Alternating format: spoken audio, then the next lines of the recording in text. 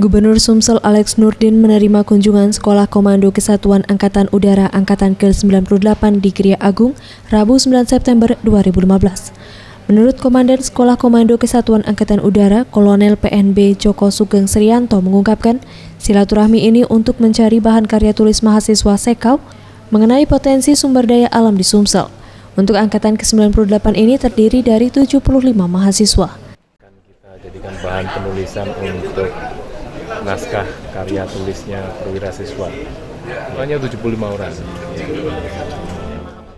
Sementara itu, Alex Nurdin, Gubernur Sumsel, mengatakan calon pemimpin daerah akan lahir dari para anggota Sekau ini ke depannya. Untuk itu, ia menjelaskan potensi sumber daya alam di Sumsel serta prestasi Sumsel dalam hal menyelenggarakan berbagai event internasional. Ini kan basis TNI AU. Para siswa, para ini yang mereka ini giliran mereka yang megang tampuk pimpinan di 10 tahun, 15 tahun yang akan datang. Nah, kita cerita tentang Sumatera Selatan. Farel Dwi Satria, Sriwijaya TV.